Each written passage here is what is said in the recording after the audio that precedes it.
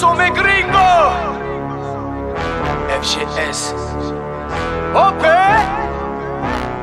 Yo, salut tout le monde, c'est OP, j'espère que vous allez bien et bienvenue sur ma chaîne YouTube. Bon début de semaine à toutes et à tous. Pour ceux qui ne sont toujours pas abonnés à la chaîne, on s'abonne. À côté, il y a la petite clochette, on clique dessus pour les notifications et tout est carré. Comme vous pouvez le voir dans le titre de cette vidéo, Haaland pour Mbappé, Opération Viking. Alors j'ai envie de vous dire que je suis plutôt fier du titre que j'ai trouvé. D'ailleurs, je m'imaginais à un moment donné, peut-être Steven Spielberg qui m'appelle quoi. Écoute OP, j'ai besoin d'un titre pour mon prochain film, qu'est-ce que t'en penses? J'aurais trouvé un truc avec du peps, donc je suis plutôt fier. Je me voyais déjà en haut de l'affiche. Bref, arrête de pousser la chansonnette OP. Un peu de sérieux. Commençons cette vidéo. C'est un sujet qui passionne, on va pas se mentir, surtout que c'est quand même deux joueurs qui se tirent la bourre, plus ou moins. On va s'expliquer. Cette vidéo, à la base, a pour but de provoquer le débat. Provoquer l'échange, l'argumentaire de chacun et chacune, etc., etc. Donc c'est vraiment une vidéo pour ça. On a aujourd'hui Kylian Mbappé, 22 ans, qui est là depuis 2017 au Paris Saint-Germain, qui est dans une phase où on ne sait plus trop s'il va prolonger ou pas. Alors, moi, personnellement, j'ai ma petite idée, je suis plutôt sceptique. Hein, je pense que cette affaire-là, ça sent le sapin. Plus on avance dans les mois et les mois, on arrive bientôt, en tout cas, on se rapproche de cet été, et pour l'instant, il n'a pas l'air d'être pressé de prolonger, le pépère, le petit kiki. Donc, d'ailleurs, hier, j'étais sur Space sur Twitter. On en parlait avec Fred de Médias Parisiens. Certains intervenants. Il y avait aussi Abdellah Boulma, le journaliste, qui était plutôt favorable à cette idée-là, en pensant que finalement, Mbappé, voilà, ça sent le sapin, comme je le dis. Hein. C'est plutôt mal parti pour la prolongation. Mais quoi qu'il en soit, là-dedans, c'est pour vous dire que Paris a eu tort. Paris a sa part de tort là-dedans. Kylian, oui, il a des torts, mais Paris un peu plus quand même de tort. Parce que, je suis désolé, un joueur comme Mbappé, normalement, ça devrait faire, aller 2-3 ans qui devrait être déjà prolongé. Et à un moment donné, si tu lui proposes des contrats, le joueur veut pas signer, eh ben on s'assoit autour d'une table, on convoque les émissaires du club acheteur, on trouve une solution, on trouve une négociation qui plaît aux deux parties, et on vend le joueur au prix fort. Et c'est ce qu'il fallait faire. Le joueur ne voulait pas prolonger, eh ben on le vendait. Et puis derrière, voilà, je sais pas, on aurait pu acheter, mais bon. Quoi qu'il en soit, moi, c'est comme ça que j'aurais fonctionné. Après, chacun fait comme il veut. En tout cas, aujourd'hui, comme j'ai dit, le but de cette vidéo, c'est de provoquer le débat, l'échange. Tout en étant courtois, les gars. Hein, chacun peut camper sur ses positions, etc. Mais c'est vraiment provoquer l'échange. Donc justement, la partie commentaire dans cette vidéo-là va permettre ça. J'aimerais avoir vos avis là-dessus. On a un joueur, Kylian Mbappé, qui est d'une vitesse foudroyante. Il a des dribbles dévastateurs, des stats stratosphériques. Et à côté, on a Haaland, qui lui est chirurgical devant le but, très à l'aise balle au pied, rapide, peut-être moins efficace dans les dribbles que Mbappé, grand, costaud, bref.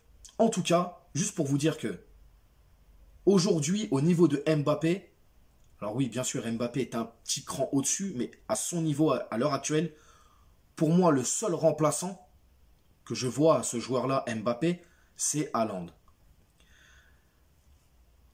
Qu'est-ce que Paris a à perdre et à gagner? Donc moi, je vais poser mes arguments, je vais vous dire ça, justement, ce qu'on perd et ce qu'on gagne.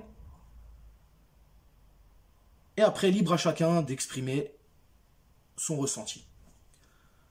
Sur le plan sportif, je pense que si Paris prend Haaland, bien sûr, en cas de départ de Mbappé, alors c'est pas acté les gars, hein, je dis bien en cas de départ de Mbappé, si Paris arrive à faire Haaland, arrive à le faire venir, avec tout ce qu'on sait, hein, Paris on sait qu'ils sont très perspicaces, ils sont très forts hein, pour attirer les joueurs. Donc Ils ont des moyens et voilà, forcément, ça joue dans la balance. Sportivement, eh ben, on va pas perdre grand-chose. On va perdre peut-être de la profondeur. Sûrement même, je pense oui. On va perdre de la profondeur. Mais sportivement, on va pas perdre grand-chose parce que Haaland, c'est quand même fort, très fort. Et comme j'ai dit, hein, il y a Mbappé, il y a Haaland et il y a le reste. Haaland, c'est très fort. C'est rapide, c'est chirurgical devant les buts. Encore une fois, je le répète, c'est très fort de la tête. Ça se positionne bien. C'est un vrai numéro 9. Il va vite. Il est dur sur l'homme. Il est très dur à arrêter. Mbappé, c'est voilà, Mbappé après c'est Mbappé, c'est la vitesse, c'est le dribble, c'est la profondeur. Pour moi, il n'y a pas meilleur aujourd'hui comme joueur qui prend la profondeur que Mbappé. Mais en tout cas, voilà, sur le terrain sportif, je pense qu'on n'a pas grand-chose à perdre si ce n'est de la profondeur. Là où ça se corse, c'est sur le plan marketing. On va pas se mentir, les gars. Un joueur français est plus bankable qu'un joueur norvégien. Je m'explique. Quand tu es français et que tu joues en équipe de France, je pense que sur ta carrière, sur le long de toute ta carrière internationale, tu as beaucoup plus de chances de taper une Coupe du Monde, un Euro ou une Ligue des Nations nouveau venu, là, cette coupe en bois, là, que quand tu es joueur norvégien. Alors, norvégien, peut-être un Euro et encore, hein, c'est pas sûr. Donc, c'est sur ce côté-là, en fait, où je pense que Paris va perdre en termes d'image. Mbappé, c'est un joueur français, il joue au PSG, le plus grand club français à l'heure actuelle. Voilà, c'est vendeur, ça fait vendre. Les contrats publicitaires, etc. et tout. Haaland, oui, il a une belle gueule, il est grand, mais je pense que c'est là où Paris va avoir du mal si Haaland vient au PSG. C'est le côté un peu bankable de Haaland. Il est moins, ça fait moins vendeur. Donc, moi, c'est mes arguments, les gars. C'est vraiment ce que je pense. Sur le plan sportif, on perdra pas au change, même si je reste persuadé que au niveau de la profondeur, ça va sûrement changer le jeu du PSG. Jeu s'il y a, hein, parce qu'en ce moment, on sait que le jeu est pas top. Mais sur le plan marketing, je pense que oui, on va beaucoup perdre. Donc voilà. Après, il y a aussi cette espèce de petite rumeur qui plane que le Real de Madrid voudrait faire une attaque Benzema, Mbappé, Haaland. Les gars, ça n'existera jamais. Haaland ne va pas aller au Real pour avoir Mbappé dans les pattes et vice-versa. Donc ça ne se fera pas. Mais quoi qu'il en soit, j'avais envie de développer ça avec vous, de savoir votre ressenti et est-ce que ça vaut le coup finalement. Est-ce que aujourd'hui, si tu perds Mbappé, Haaland est le mieux placé pour le remplacer finalement en termes sportifs.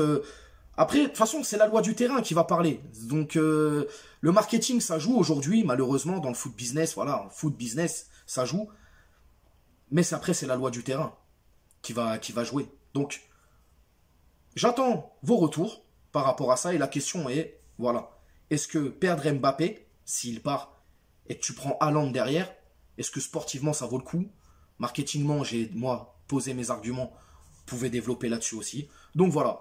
J'ai posé le débat, dites ce que vous pensez. En tout cas, je compte sur vous pour vous abonner si ce n'est pas fait. La petite cloche pour les notifs, likez, commentez, partagez. Et puis je vous dis à bientôt pour une nouvelle vidéo. Ciao les amis.